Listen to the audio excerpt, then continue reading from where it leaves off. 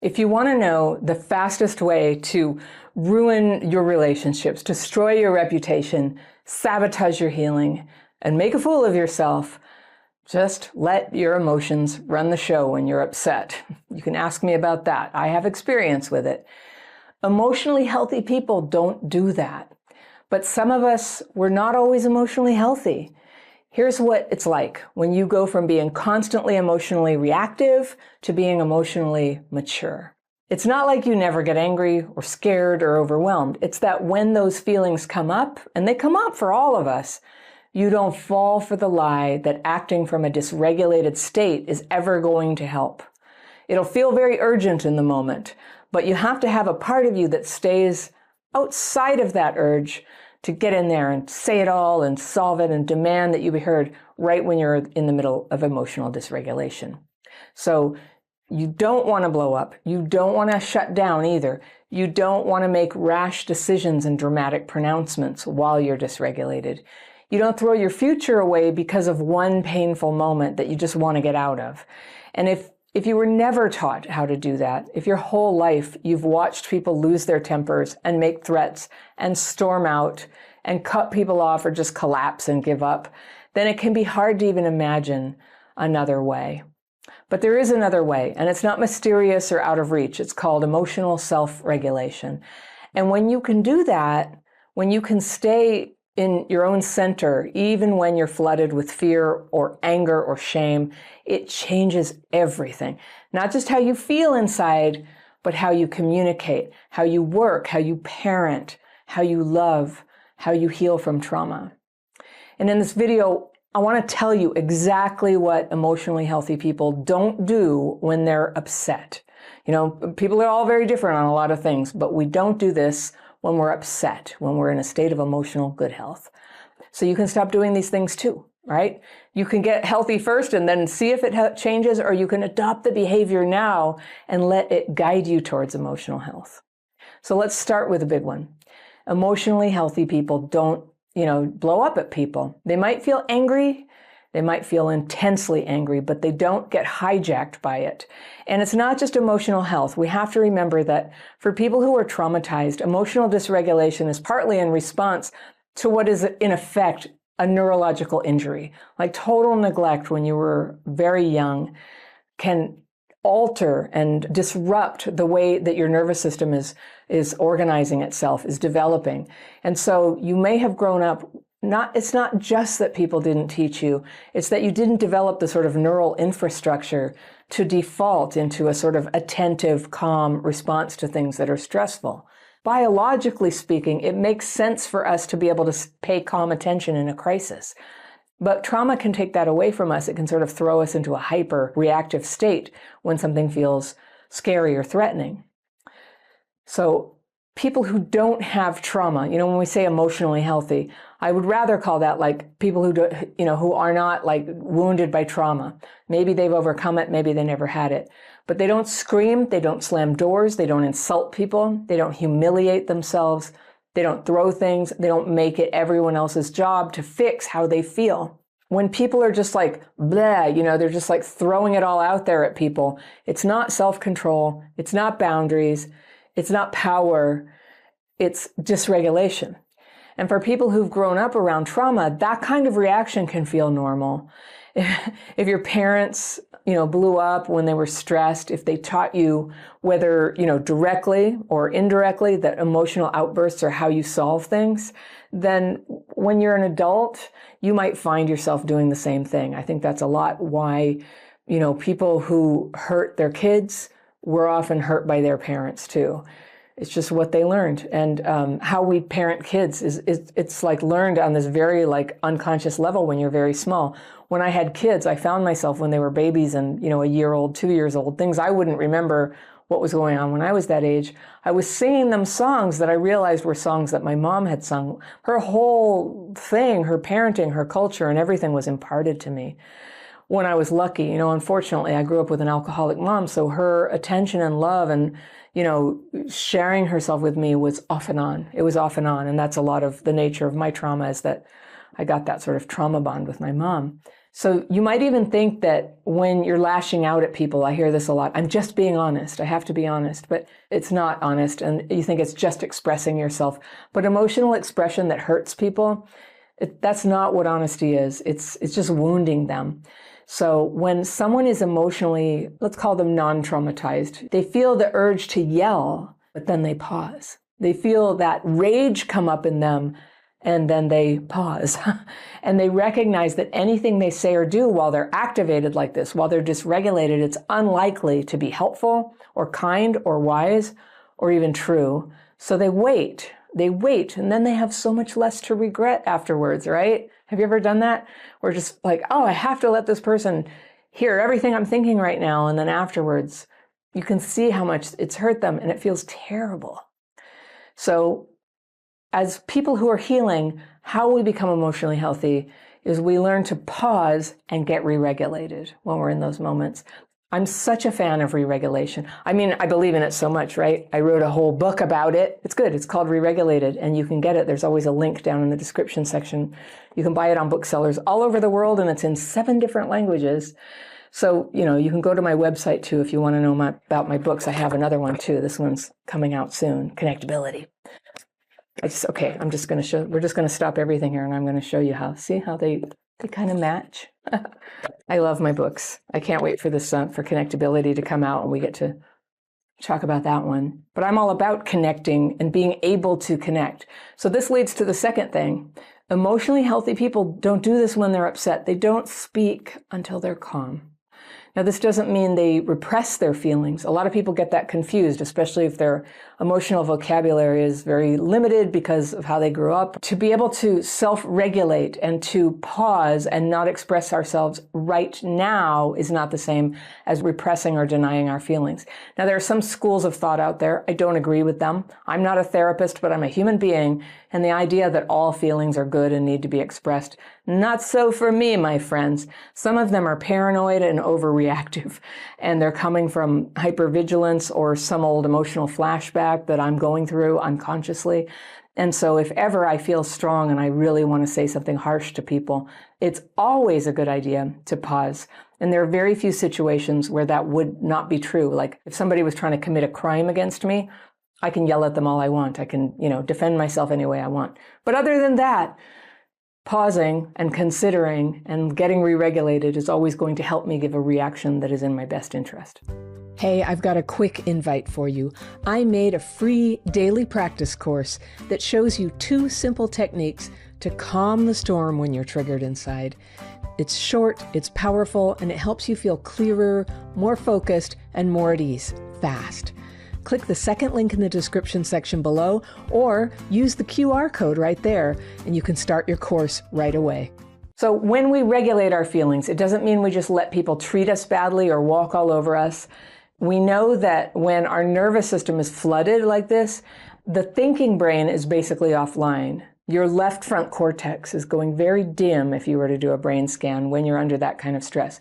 You can't take in new information in that state. You can't judge risk. You can't make sense of subtle cues. Somebody's about to get angry or they were just joking. We can't pick those things up when we're in that state of dysregulation. You're probably going to say things, in that state that you don't actually mean. So when that happens, they don't rush into confrontation. They don't fire off text, They don't start huge conversations about the relationship. They give themselves time to calm down. And I know, I hate it when people tell me to calm down, and I bet you do too. But when you tell yourself, I'm going to calm down now, it's not so offensive. And sometimes calming down takes 5 minutes. Sometimes it takes an hour. Sometimes it takes a few days, and that is okay. It's better than lashing out and wrecking a relationship. It's not avoidance when you need to take a break and re-regulate. It's just being wise. All right, here's a big one. This might be the most common way that people sabotage themselves when they're upset. Emotionally healthy people don't make major decisions in the middle of dysregulation. You've probably seen this before or done it. Things get intense. You feel overwhelmed or scared or angry, and you make a big decision. You quit your job. You end a relationship. You say, I'm done, or I'm leaving, or I never want to see you again. And maybe part of you meant it in that moment, but the part was speaking from pain. and from panic, just needing an escape from the intensity of the moment, perhaps. And emotionally healthy people know that pain is not the place that you make big decisions from, because your perception is skewed. You're seeing everything through the lens of stress. It'll feel very urgent. If you decide your future from that place, you're probably going to regret it and have to go back and say, please don't listen to what I said. But some damage has been done. The threat has been made. So it's better to pause first. So what do you do instead?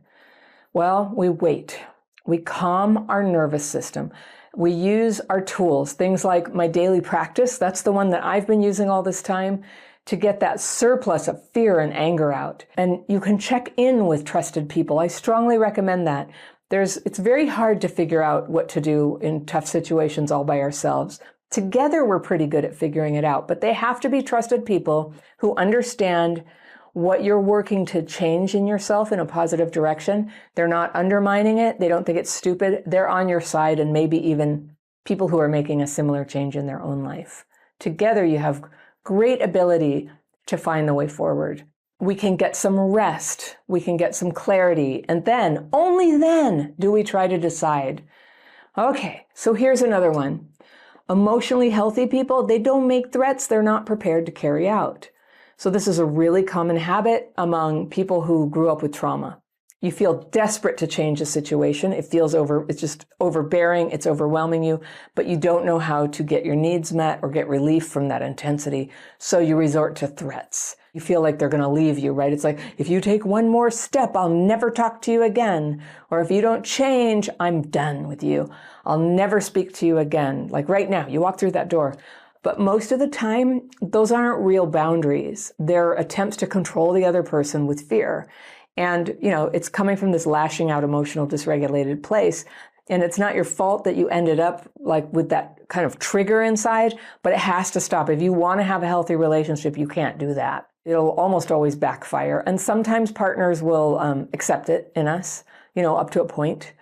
But you don't really want somebody who's going to be a doormat for constantly being threatened that they're going to get left. Well, I'll tell you the truth. It's emotional abuse. When you make threats you don't follow through on, people learn not to take you seriously. Your words lose power. And over time, you lose trust in yourself too. You've lost your integrity over it. So there's this shame that sort of floats around you and you don't even know why. Emotionally healthy people don't do that. They only say what they mean. If they're not ready to leave, they don't say they're leaving. If they're not ready to cut contact, they don't make that a threat. They set boundaries they're willing to hold, and that's how people start to respect you. That's how you start to respect yourself. So it doesn't mean it's going to make the relationship work, but when they know what would be the criteria for leaving, then they do leave, and it's not like this big discussion. There's no threat involved. It's just something that's taking place. So you've probably heard this before. You're in a fight, and suddenly it's, you never listen to me, or you always ruin everything, or maybe you say it to yourself. I'm never going to trust anyone again, or you are always the problem. This kind of extreme declaration feels powerful when you're dysregulated. It feels necessary to say, but it's almost never true. And worse, it will lock you into a story that just keeps you stuck. Emotionally healthy people know that words matter, and the stories you tell yourself when you're upset can either re-traumatize you or help you heal. And when you make sweeping generalizations, when you say things like, it's always going to be like this, or nothing ever works out. And I'm not on a high horse, like I've done this. I've done everything I'm talking about. But when you do that, you're not just expressing pain, you're feeding it, and you're putting it on other people. You're shaming them. So to be healthy, you don't want to do that. You want to speak carefully.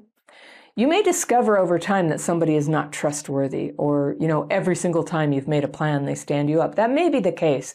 But if it is, there doesn't have to be a lot of shouting about it. If you actually have a boundary about that, it's something that you act on. You can explain to them why. It's just been too much of that. This has to end. That's the boundary. And up until that point, you can speak carefully and notice the narratives that you're spinning in this. And you can practice pausing before you talk, before you decide, before you act. And that's really the core of it. Emotionally healthy people go slow when they're upset. They don't just react. They don't assume their feelings are facts. They don't assume that the most urgent thing is the most important thing. They wait. they regulate, they stay in their body, they check what's really true. So these are the goals you're aiming for.